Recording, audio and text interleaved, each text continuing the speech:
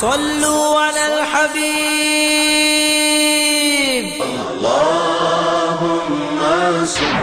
حضور صلی اللہ علیہ وسلم کو تو یقین تھا نا کہ میں اللہ کا نبی ہوں، میرا سٹیٹس کیا ہے۔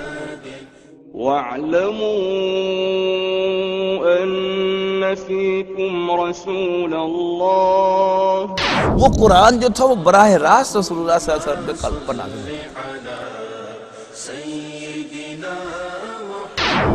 کہ رسول اللہ صلی اللہ علیہ وسلم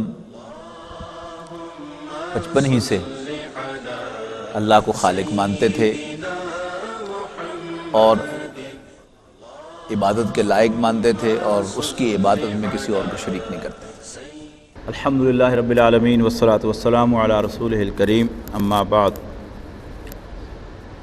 اعوذ باللہ من الشیطان الرجیم، بسم اللہ الرحمن الرحیم، یریدون لیطفئوا نور اللہ بافواہہم واللہ متم نورہ ولو کرہ الکافرون۔ رسول اللہ صلی اللہ علیہ وسلم کی سیرت مطہرہ کا بیان جو ہم یہاں کر رہے ہیں، اس میں پچھلی نشست میں غزوہ احد پر گفتگو ہوئی تھی۔ آج میں مطالعہ تو کر رہا تھا اگلے حصے کا کہ اس کے بعد کیا ایونٹس پیش آئے، لیکن آتے ہوئے یہاں خیال آیا کہ غزوہ احد کے اندر عبداللہ ابن ابی کا کردار جو ہے وہ بڑا واضح ہو کر سامنے آیا،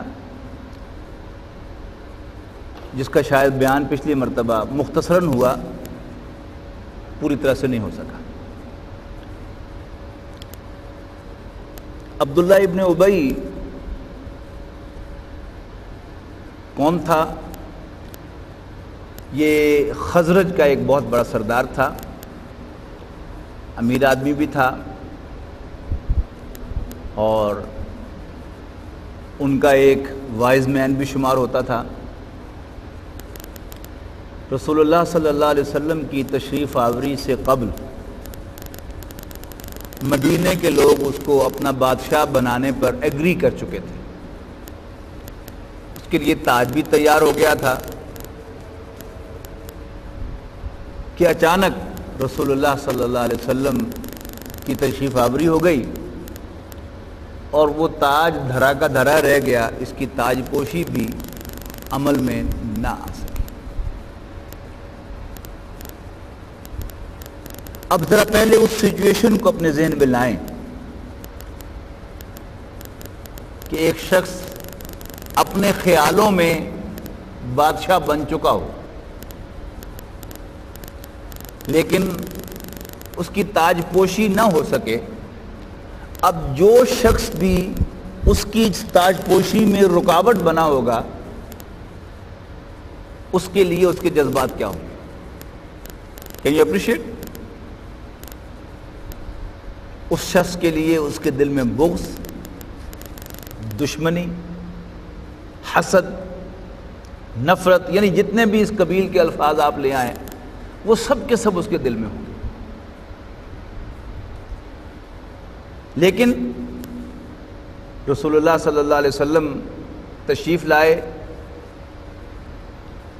حضور صلی اللہ علیہ وسلم کو انوائٹ کرنے والے اوس اور خزرج ہی کے لوگ تھے، اور اس خاندانی نظام میں کسی شخص کے لیے اپنے قبیلے سے ہٹ کر کوئی موقف اختیار کرنا ممکن ہی نہیں تھا، یعنی اپنے قبیلے سے کٹ جائے تو ہی از نو بڈی۔ لہذا غزوہ بدر سے غزوہ احد سے کچھ ہی پہلے، یعنی بعض روایات کے مطابق صرف 1 ماہ پہلے، اس نے باقاعدہ اسلام بھی قبول کر لیا، کلمہ بھی پڑھ لیا، اشہد ان لا الہ الا اللہ و اشہد ان محمد رسول اللہ بھی کہہ دیا۔ لیکن زبان سے کہہ بھی دیا لا الہ تو کیا حاصل؟ دل و نگاہ مسلمان نہیں تو کچھ بھی نہیں۔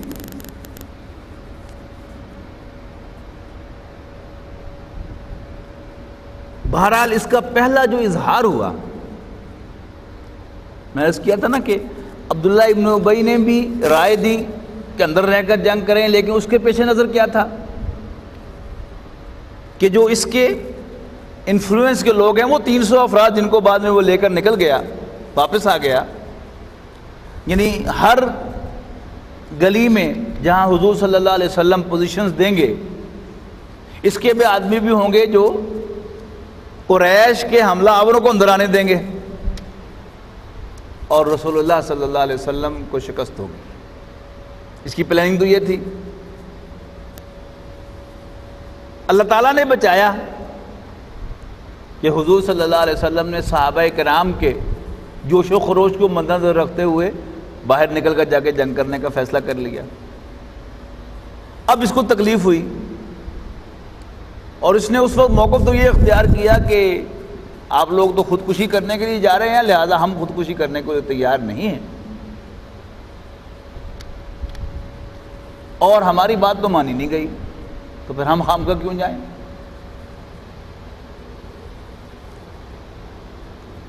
نبی اکرم صلی اللہ علیہ وسلم نے عبداللہ ابن ابی کو رئیس المنافقین قرار دیا۔ رئیس یعنی ماڈرن عربک میں پریزیڈنٹ کو کہتے ہیں، منافقوں کا سردار، ہیڈ آف دی ہپوکریٹس۔ اب اس کی اسٹریٹجی کو نوٹ کیجئے۔ مشورہ دیا، نہیں مانا گیا تو بگڑ کے کھڑا ہو گیا، نمبر 1۔ نمبر 2، منتظر رہا کہ let it prove to be a failure. قرآن مجید نے نفاق کو، منافقت کو ایک بیماری قرار دیا ہے۔ سورہ بقرہ کے پہلے ہی رکوع میں ارشاد ہے نا، فی قلوبہم مرض، ان کے دلوں میں ایک روگ ہے، ایک بیماری ہے۔ اب یہاں میں نوٹ کیجیے، یہ دماغ کی بیماری نہیں ہے، یہ قلب کی بیماری ہے۔ کون سا قلب؟ یعنی وہ قلب جو نہ نظر آنے والا قلب ہے، جو فیصلہ کن ہے انسان کی شخصیت میں، جسے حضور صلی اللہ علیہ وسلم نے فرمایا کہ آگاہ ہو جاؤ کہ تمہارے جسم میں گوشت کا ایک ٹکڑا ہے، اگر صحیح ہو تو پورا جسم صحیح ہوتا ہے، اور جب اس میں بگاڑ پیدا ہو جائے تو پورے جسم میں بگاڑ پیدا ہو جاتا ہے۔ الا وہی القلب، جان لو کہ وہ دل ہے۔ اب اسی دل میں بگاڑ کی ایک شکل کیا ہے؟ ہپوکریسی، منافقت۔ فی قلوبہم مرض، ان کے دلوں میں ایک بیماری ہے۔ اب بیماری کے بارے میں ہم جانتے ہیں کہ کبھی کوئی شخص شوق سے بیمار نہیں ہوا کرتا، بیماری ہمیشہ لگ جایا کرتی ہے، نمبر 1۔ نمبر 2، کبھی کسی بیمار کے ماتھے پہ لکھا ہوا نہیں ہوتا کہ وہ بیمار ہے۔ آپ نے کبھی کوئی ٹی بی کا مریض دیکھا جس کے ماتھے پر لکھا ہوا وہ ٹی بی؟ کبھی کوئی کینسر کا مریض دیکھا جس کے ماتھے پہ لکھا ہوا وہ کینسر؟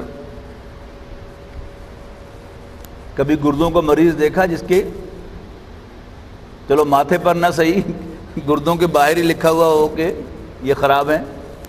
بیماری ہمیشہ سائنز اینڈ سمپٹم سے پہچانی جاتی ہے، علامات سے۔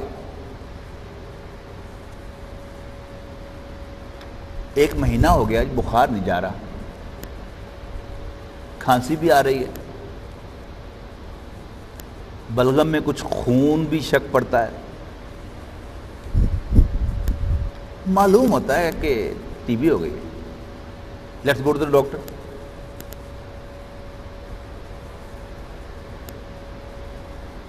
پیشاب رک رک کے آ رہا ہے، معلوم ہوتا ہے کہ گردے کا کوئی پرابلم ہے، شدید درد ہو رہی ہے، معلوم ہوتا ہے کہ یہ فلاں ہے۔ یعنی بیماری ہمیشہ علامات سے پہچانی جاتی ہے۔ پھر بہت سی علامات، بہت سی بیماریاں وہ ہوتی ہیں کہ جن کے اندر ایک ہی علامت ہوتی ہے۔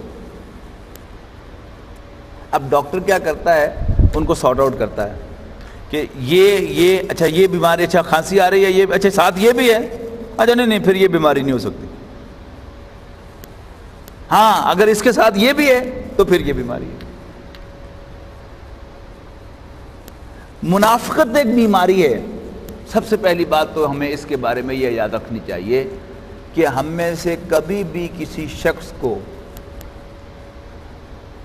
اپنے بارے میں اس زوم میں مبتلا نہیں ہونا چاہیے کہ وہ منافق نہیں ہے یا نہیں ہو سکتا۔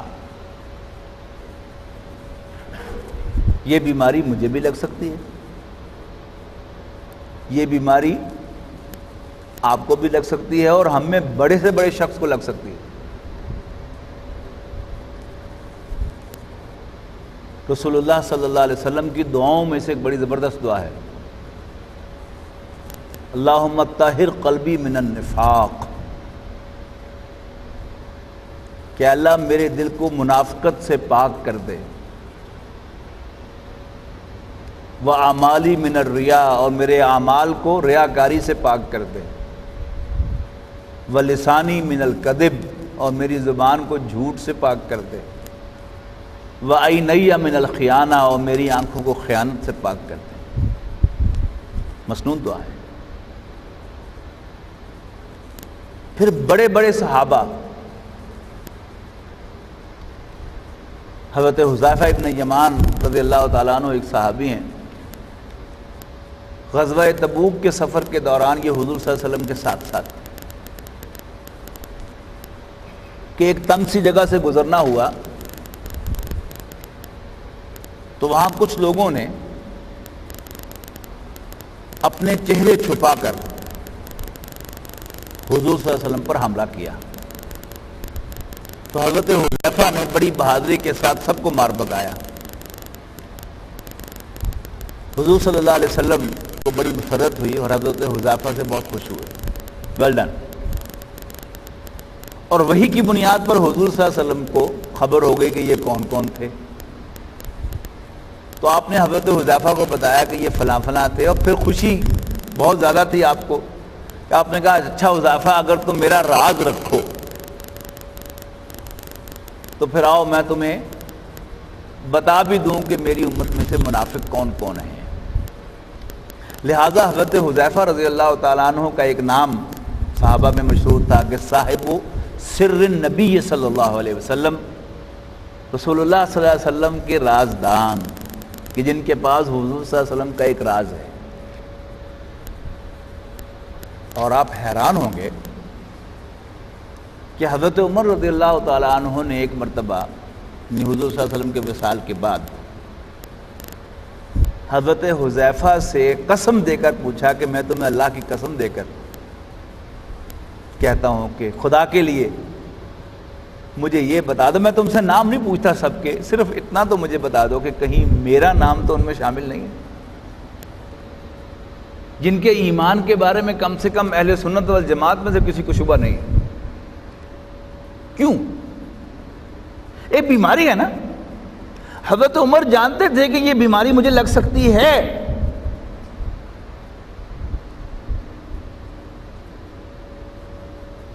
لہذا فکر، اور حضور صلی اللہ علیہ وسلم نے ارشاد فرمایا نفاق کے بارے میں کہ ما امنہ الا المنافق وما خافہ الا المومن، کہ اس بیماری کا خطرہ اگر ہوگا تو مومن کو، اور اگر اس بیماری سے کوئی شخص اپنے آپ کو محفوظ سمجھے گا کہ میں کہاں منافق ہوں گا، مجھے بیماری کہاں لگ سکتی ہے، تو وہ منافق ہوگا۔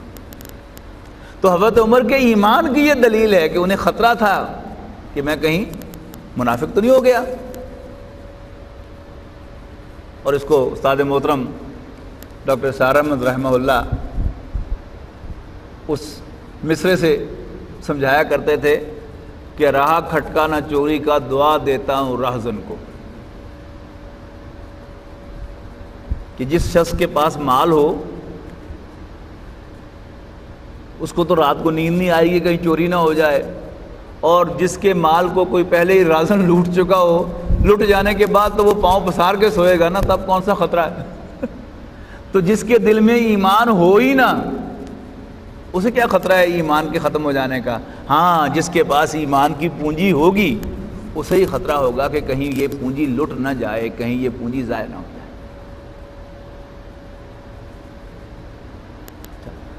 اچھا، اب قرآن مجید کا اپنا ایک انداز ہے بیان کا، اور رسول اللہ صلی اللہ علیہ وسلم کا اپنا ایک دل نشین انداز ہے بیان کرنے کا، سمپل انداز. لہذا آپ احادیث میں نفاق کا مضمون پڑھیں گے تو وہ تو 1 2 3 4 کی طرح ہوگا. آیت المنافق ثلاث، منافق کی 3 نشانیاں ہیں. بات کرے تو جھوٹ بولے، وعدہ کرے تو وعدہ خلافی کرے، امانت رکھوائی جائے تو امانت میں خیانت کرے. ایک اور حدیث میں 4 من کن فیہ کان منافقا خالصا، جس شخص میں 4 باتیں پائی جائیں وہ پکا منافق ہے.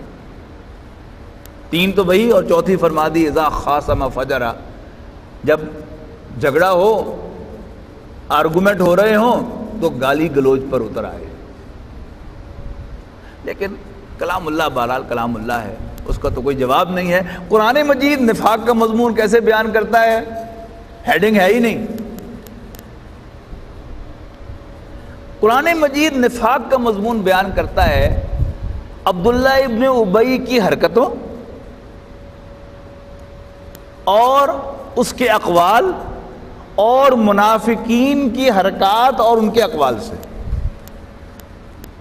اس میں میرے اور آپ کے لیے ہدایت ہے کہ جیسے ہوتا ہے نا کھانسی ایک سمٹم ہے نا، تو ہمیں 10 دن کھانسی آتی رہے تو ہمیں فوراً فکر ہوتی ہے کہ ٹی بی تو نہیں ہو گئی. پیاس زیادہ لگے، پیشاب بھی زیادہ آئے، فوراً خیال آتا ہے شوگر تو نہیں ہو گئی. تو جو ہی ہم اپنے اندر محسوس کریں قرآن مجید میں پڑھتے ہوئے کوئی یہ حرکت تو کل میں نے بھی کی تھی، تو فوراً انسان کو یہ فکر ہونی چاہیے کہ کہیں میرے اندر بھی نفاق کا مرض تو نہیں پیدا ہو گیا. اب قرآن مجید نے جو ڈسکرپشن دی ہے سورہ غزوہ احد کی بڑی ڈیٹیل سے، اور اس میں عبداللہ ابن ابی کے کئی اقوال نقل کیے ہیں، ایک نہیں 1 سے زائد. پہلے تو یہ کیا کہ جب حضور صلی اللہ علیہ وسلم واپس آئے، سارے معاملات سیٹل ہوئے، تو اب اس نے باتیں بنانا شروع کی. کہا کیا اس نے؟ لو اطاعونا، اگر ہماری بات مانی ہوتی تو آج ہم یہاں قتل نہ ہوئے پڑے ہوتے. یعنی ہم سے مراد کیا ہے؟ ہمارے بھائی بند سارے. یعنی اس نے صحابہ کرام میں یہ بات پروموٹ کی. کیوں نہیں سمجھ آئی نا بات کی؟ یہ سارے تمہارے جو 70 بندے شہید ہوئے ہیں، یو انڈرسٹینڈ، کس کی غلطی سے؟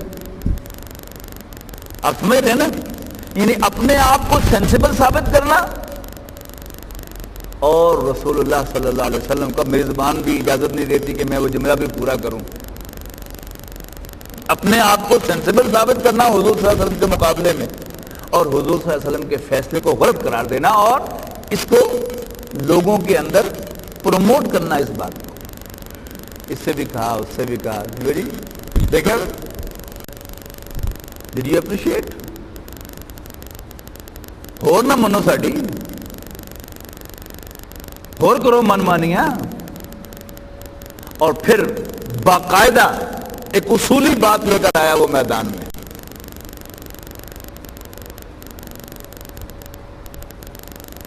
حل لنا من الامر من شیء. امر کہتے ہیں یعنی کام کو، لیکن کام کو بھی کہتے ہیں، حکم کو بھی کہتے ہیں. یہ میرا امر ہے یعنی میرا حکم ہے.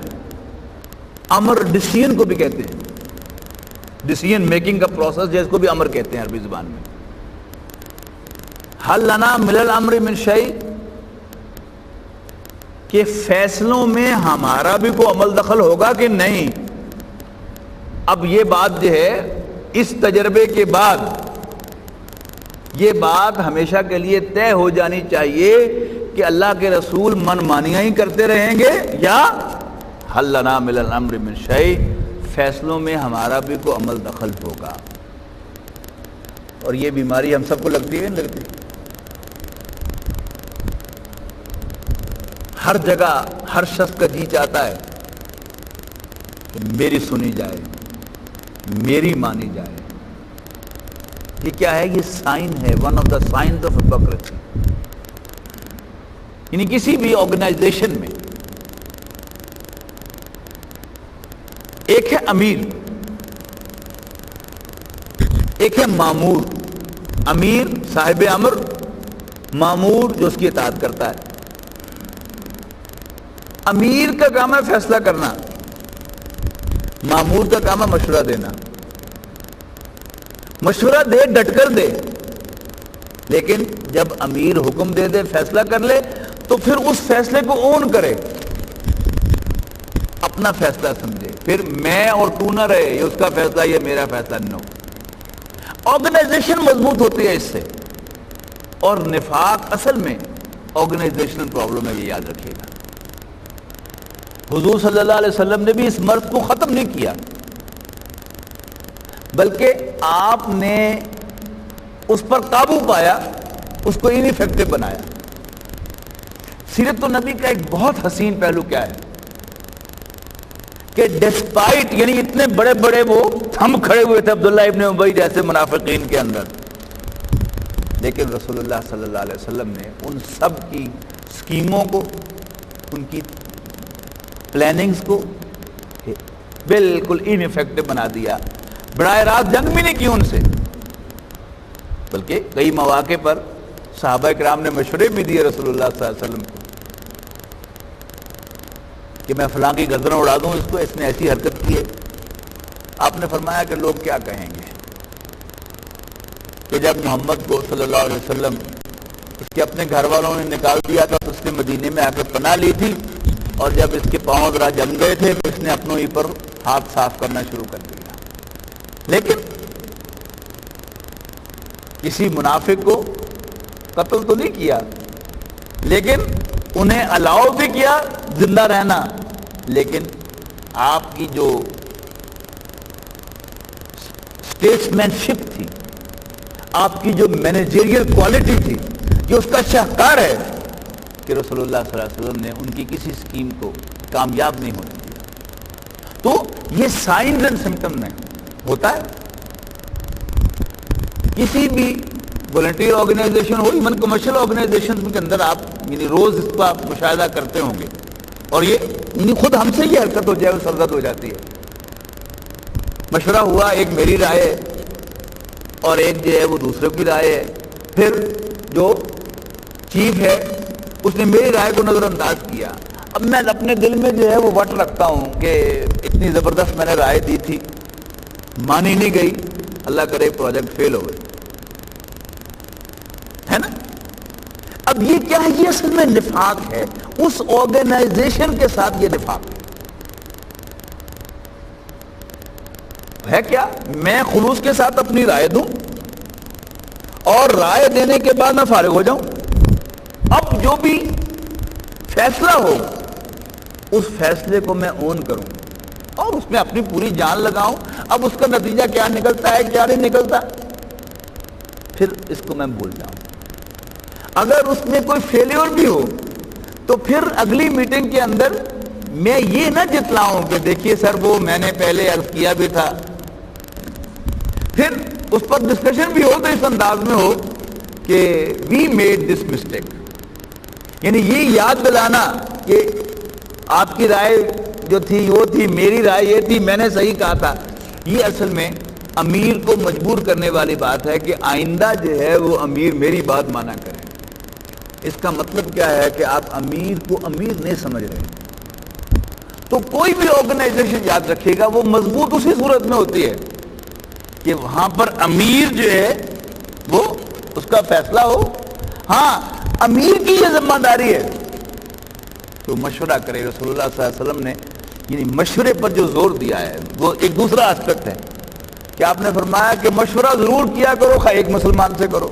دیکھو میں بھی مشورہ ضرور کرتا ہوں، خاص صرف ابو بکر اور عمر جی سے کروں، اور اگر کسی معاملے میں یہ دونوں متفق ہو جاتے ہیں تو پھر میں کسی تیسرے سے مشورے کی ضرورت محسوس نہیں کرتا.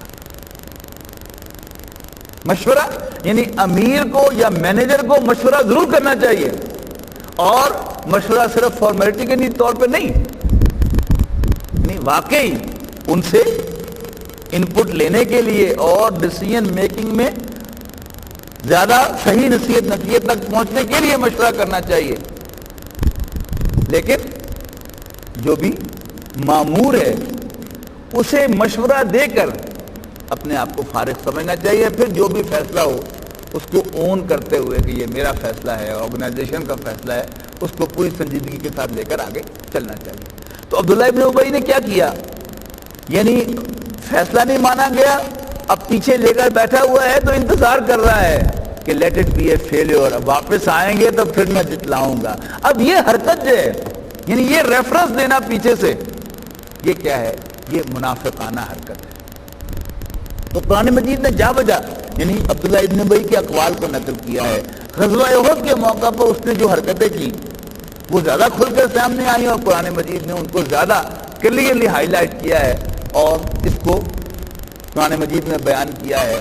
اور کسی بھی والنٹیئر آرگنائزیشن میں، خاص طور پر کسی دینی تنظیم کے اندر، یعنی جیسے آپ کو پرابلم پیش آتی ہے نا، یعنی ایک مل کے اندر کام کرتے ہوئے اگر آپ مینیجریل پوزیشن میں ہیں تو پھر آپ کو اپنے آفیسر سے وہی چیز جو ہے وہ فیس کرنی پڑتی ہے، اگر آپ مینیجر ہیں تو پھر جنرل مینیجر کے سامنے آپ کو یہی جو ہے، یعنی انسان کی نفسیات وہی کی وہی رہتی ہے۔ لیکن قرآن مجید کے جتنے ایکسپریشن جو ہیں اصل میں کیا ہیں؟ وہ اسلامک آرگنائزیشن کے لیے ہیں۔ اور اگر آپ کسی آرگنائزیشن، اسلامک آرگنائزیشن میں کام کرتے ہیں، یعنی آپ نے اگر پہلے کسی اسلامک آرگنائزیشن میں کام نہیں کیا تو آپ کو شاید یہ خیال آتا ہوگا کہ شاید جو دین کا کام کرنے والے ہیں وہ سارے کے سارے فرشتے ہی ہیں۔ نو، دے آر ناٹ۔ یعنی حضور صلی اللہ علیہ وسلم کی جماعت میں اگر نفاق موجود تھا اور وہاں پر عبداللہ ابن ابی جیسے بڑے بڑے منافق موجود تھے، تو پھر کسی بھی دینی آرگنائزیشن کے اندر اس کا سوال ہی پیدا نہیں ہوتا کہ اس کے اندر نفاق نہ ہو۔ اور اگر آپ کسی دینی آرگنائزیشن کے رکن ہیں تو آپ کے لیے سب سے بڑا نوٹ آف کوشن کیا ہے کہ لیٹ دیر بی نو نفاق ان یور ہارٹ۔ جج کرتے رہنا، یعنی آج میٹنگ کے اندر میں نے ایک حرکت کی، یعنی یہی حرکت کی کہ وہ جو پچھلا فیصلہ ہوا تھا اس میں میری رائے مانی نہیں گئی تھی، تو آج میٹنگ میں نے ریفر کیا، جائزہ ہو رہا تھا کہ جی پچھلے اس فلاں پروجیکٹ میں فیلیئر کیوں ہوئی، تو میں نے کہا جی وہ میں نے پہلے ہی کہا تھا کہ یہ نہ کریں۔ اب اگلے دن صبح میں سورہ آل عمران کی تلاوت کر رہا ہوں، تو اگر میں قرآن مجید کو ان پرسوٹ آف گائیڈنس پڑھ رہا ہوں تو لازماً یہ بات مجھے ہٹ کرے گی کہ کل جو بات میں نے میٹنگ کے اندر کہی تھی یہ عبداللہ ابن ابی والی حرکت تھی، اٹ مینز کہ میرے اندر نفاق کا مرض پیدا ہو گیا ہے۔ سمجھ رہے بات؟ تو قرآن مجید کا اصل جو گائیڈنس ہے وہ تو یہی ہے کہ میں محسوس کروں کہ یہ میں نے منافقانہ حرکت کی ہے۔ دنیا کی آرگنائزیشن میں ہم کر رہے ہیں، ایک آرگنائزیشن چھوڑیں گے دوسری میں چلے جائیں گے، یہاں تو زیادہ سے زیادہ یہ تقاضا ہو سکتا ہے کہ جی جس آرگنائزیشن میں آپ کر رہے ہیں اس کے ساتھ آپ کو سنسیئر رہنا چاہیے، اور اگر آپ اس کے ساتھ سنسیئر نہیں رہے تو جانداری کا تقاضا یہ ہے کہ وہاں سے آپ ریزائن کریں اور کسی دوسری آرگنائزیشن میں چلے جائیں۔ لیکن دینی آرگنائزیشن میں آپ کر رہے ہیں تو وہاں تو اصل مقصد آخرت کی کامیابی ہے نا، دنیا میں تو لینا دینا کچھ نہیں، بلکہ آپ کسی والنٹیئر آرگنائزیشن میں ہوں گے تو وہاں تو الٹا آپ کنٹریبیوٹ کر رہے ہوں گے، مالی اعتبار سے بھی، وقت بھی دے رہے ہوں گے، اور نہ صرف یہ کہ اس وقت کے اگینسٹ کچھ آپ ریمونریشن چارج کر رہے ہوں گے بلکہ اس کو چندہ بھی آپ دے رہے ہوں گے۔ وہاں یہ چیز زیادہ پیدا ہوگی، چلو جی ہم یہاں پر کنٹریبیوٹ کرنے والے ہیں، وقت بھی لگا رہے ہیں، چندہ بھی دے رہے ہیں، اور اگر آپ زیادہ چندہ دے رہے ہیں تو شیطان سوچائے گا کہ نہیں نہیں باقی جو ہے وہ 500 روپے مہینہ دیتے ہیں، میں 5000 روپے مہینہ دیتا ہوں، لہذا میری سے ہونی چاہیے اس آرگنائزیشن کے اندر۔ یہی نفاق ہے، یعنی آپ اس پوزیشن پر ہیں یا اس پوزیشن پر ہیں۔ اگر آپ امیر ہیں تو you have to act like رسول اللہ صلی اللہ علیہ وسلم۔ آپ نے امیر ہونے کے باوجود، صرف امیر ہی نہیں اللہ کا نبی ہونے کے باوجود مشورہ کیا، اور مشورے کی بنیاد پر آپ نے اپنے فیصلے بدلے ہیں، جیسے غزوہ احد میں کیا آپ نے۔ یعنی آپ کی اپنی رائے کیا تھی کہ اندر رہ کر لڑنا چاہیے، لیکن ساتھیوں کی اکثریت کی آپ نے رجحان دیکھا، ان کا چوائس دیکھا، ان کا بینٹ آف مائنڈ دیکھا، ان کی انکلینیشن دیکھی، ان کا رجحان دیکھا، آپ نے فیصلہ بدل لیا۔ تو حضور صلی اللہ علیہ وسلم کے بعد کون سا امیر ہوگا کہ جو سمجھے کہ نہیں نہیں میں امیر ہوں، میرا حکم چلنا چاہیے۔ جیسے امیر کے یعنی مامور کے دل میں شیطان آئے گا اور وہ نفاق کی پھونک مارے گا، ایسے ہی امیر کے اندر بھی خناس پیدا کرے گا۔ تو دونوں کو شیطان مردود سے اللہ کی پناہ مانگتے رہنا چاہیے۔ اس کے اندر کیا ہوگا؟ تکبر پیدا ہوگا امیر کے اندر، اور مامور کے اندر کیا پیدا ہوگا؟ نفاق پیدا ہوگا، منافقت پیدا ہوگا، منافقت پیدا ہوگی۔ تو صحابہ کرام کو اپنا آئیڈیل سمجھیں مامور ہونے کی حیثیت سے۔ میں حضرت عمر رضی اللہ تعالیٰ عنہ سے کبھی بہتر نہیں ہو سکتا۔ اگر انہیں شک تھا کہ میں کہیں منافق نہیں ہو گیا تو مجھے ملین ٹائم زیادہ شک ہونا چاہیے کہ کہیں میں منافق تو نہیں ہو گیا۔ اور اگر میں امیر کی پوزیشن میں ہوں، مینیجریل پوزیشن میں ہوں کسی دینی آرگنائزیشن کے اندر، تو مجھے خدا نہیں سمجھنا چاہیے اپنے آپ کو۔ سب سے بڑے امیر رسول اللہ صلی اللہ علیہ وسلم تھے، وہ بھی اپنے ساتھیوں کی رائے لیتے بھی تھے اور اس پر عمل بھی کرتے تھے۔ تو پھر میں کس کھیت کی مولی ہوں کہ میں یہ سمجھوں کہ میں بس میرا حکم چلے گا؟ نو۔ تو جماعت کے مکینکس کے اندر یعنی قرآن مجید کے موضوعات میں سے اور سیرت النبی کے یعنی جو مختلف آسپیکٹس ہیں، ان میں سے ایک بہت امپورٹنٹ آسپیکٹ کیا ہے؟ آرگنائزیشن۔ رسول اللہ صلی اللہ علیہ وسلم نے وہ کیسی آرگنائزیشن بنائی، اس آرگنائزیشن میں کیا کیا آرگنائزیشن پرابلمز ہو سکتی تھی جو کسی بھی آرگنائزیشن میں ہو سکتی ہے، وہاں بھی تھی، لیکن رسول اللہ صلی اللہ علیہ وسلم نے ان آرگنائزیشن پرابلمز کو ٹیکل کیا، ان کو ہینڈل کیا، اور منافقین کی تمام چالوں کو بے اثر بنایا۔